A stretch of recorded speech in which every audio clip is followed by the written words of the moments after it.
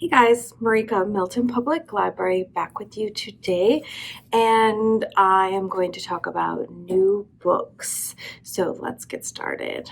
So the first new book that I have for you, I'm like super excited about, and as soon as I saw it, I just knew that it was going to be amazing. So it is The First Cat in Space Ate Pizza, and it is by Mac Barnett. So there's a problem on the moon. So rats are eating all of the cheesy goodness of the moon because we all know the moon is made of cheese. And of course, there's only one creature that can help get rid of rats, and that is the first cat in space. So the first cat in space is blasting off to the moon, and when he's blasting off, he meets a stowaway that has come aboard a ship, Laz. Now, Laz is a toenail clipping robot, which is weird, but yeah, it's just weird. So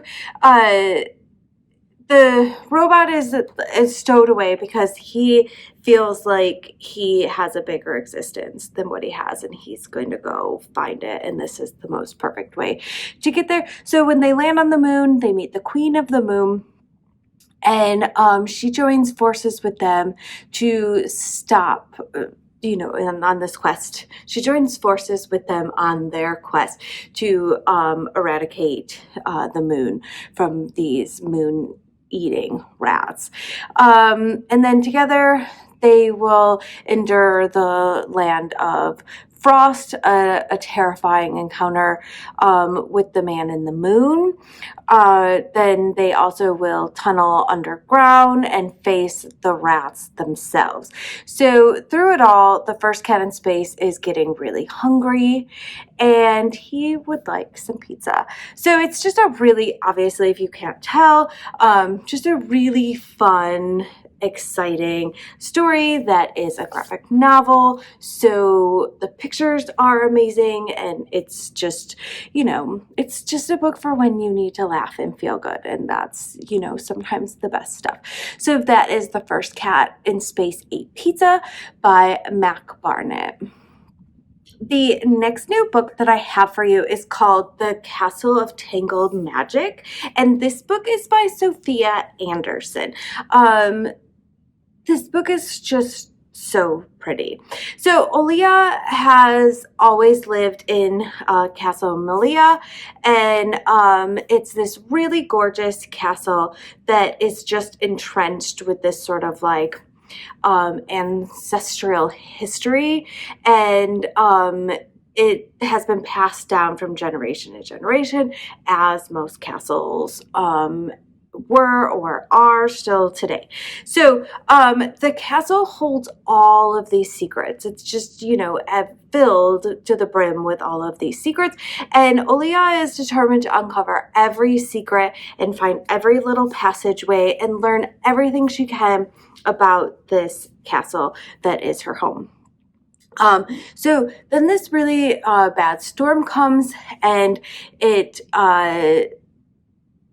rocks the castle and does all of these things, and it's up to Olia to discover like why this happened, and also that there is this other like bigger world that's in danger, and she needs to figure all of that out.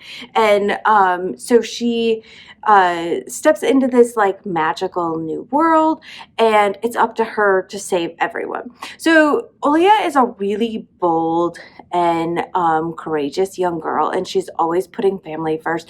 The relationship between the siblings in this book, I feel, is really refreshing. Lots of times in books we have where a sibling is in charge of like taking care of them, or we have dramatic elements that are happening between siblings and parents. And in this book, it's just really, really sweet and nice, and kind of refreshing to remind us that it is perfectly normal and okay that siblings get together get along together and love each other. And, that's a thing too. Siblings don't have to be fighting and argumentative and all of those things that we generally think of when we think of growing up with other people. So this is just a really compelling read, and it has a lot of tension that feels real and a lot of danger and risk taking. So it's a really exciting magical book. So that is The Castle of Tangled Magic, and it is by Sophia Anderson. So the next new book that I have for you is something I think is really needed and was super excited when I saw it. So this book is called The Science of Being Angry, and this is by Nicole Melleby. So this book is about Joey, and Joey is an 11-year-old girl who always feels angry, like uncontrollable angry, that comes out in the form of yelling, hitting, and throwing things, and other just like erratic ways.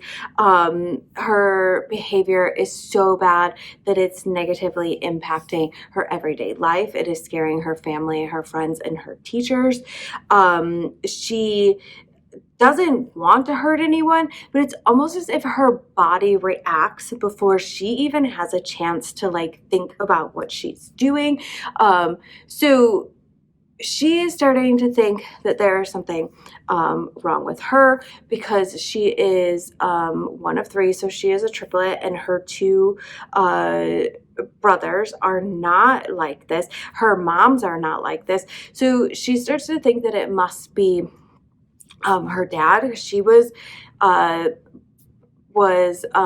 conceived by in vitro fertilization, and so she's not very sure who her dad is. So she decides that she's going to start looking into that, and that maybe that is a problem. So yeah, if it's just, I think, a story that is really needed, because it's something that affects quite a few people, and especially at the age that you all are at, where you don't really have a lot of control of what your body is going through. And it can be really, really hard and confusing. And as humans, we genuinely don't want to, act out in these ways or hurt. And sometimes we just can't help ourselves. We really, really can't help ourselves. So in the movement that's been going on and having these more inclusive books that talk about a lot of things that generally aren't talked about, I'm very, very excited that there's finally one about this sort of feeling of uncontrollable anger, because it affects a lot of kids. So this is just a really great book that I feel like everyone should read, and get a good understanding, or feel, mayhaps if it's you, that you are not alone. So that is The Science of Being Angry, and it is by Nicole Melleby. My last new book for you today is from a series that I'm pretty sure I have reviewed every single book in the series, because I absolutely love it. So it is a new History Smashers. This one is History Smashers, The Underground Railroad by Kate Messner and Gwendolyn Hooks. So this obviously is all about the Underground Railroad. So take everything you think that you know or have learned about the Underground Railroad and throw it out. Let's start new. So here's what we know. Most people know that before the Civil War, there was this really amazing group of abolitionists who used quilts and signal ladders to guide enslaved people to freedom. Well, that's not really true. The truth is, it wasn't very organized, and most freedom seekers were on their own, and you sort of just happened upon people. It was very, very hard. I don't think that we sometimes can even wrap our minds around what it would have been like to be an enslaved person trying to find your freedom in that time. So this, like all the History Smashers, is mixed with fun little illustrations and photos that explain a little bit more and some sidebar commentary. So it's just a really, really amazing book. I absolutely love this series. You should read every single one of these History Smasher books. And I'm super, super excited about this one. So that is History Smashers, The Underground Railroad by Kate Messner and Gwendolyn Hooks.